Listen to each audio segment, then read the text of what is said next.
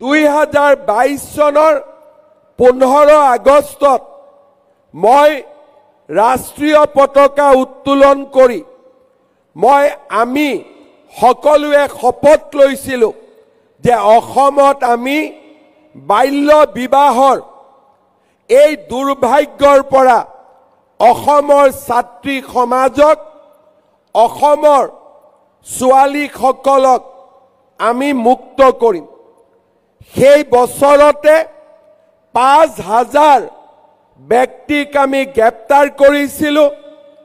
দ্বিতীয় বছৰত আমি 3000 ব্যক্তিক আমি গ্ৰেপ্তাৰ কৰিছিলোঁ আৰু বাল্য বিবাহৰ বিৰুদ্ধে আমি এক মুকলি সংগ্ৰামত লিপ্ত হৈছিলোঁ।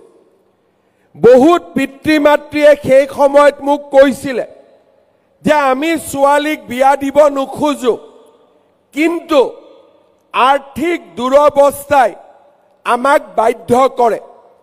মই সুধিছিলোঁ যে চৰকাৰে যদি ছোৱালীজনীক পঢ়ুৱাৰ দায়িত্ব লয়, আপোনালোকে আপোনালোকৰ ছোৱালীক সৰু বয়সত বিয়া দিব নেকি?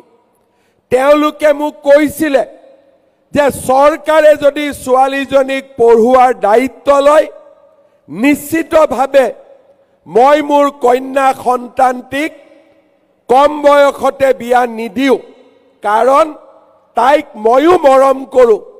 কিন্তু পৰিস্থিতিয়ে আমাক কিছুমান সিদ্ধান্ত ল'বলৈ বাধ্য কৰে।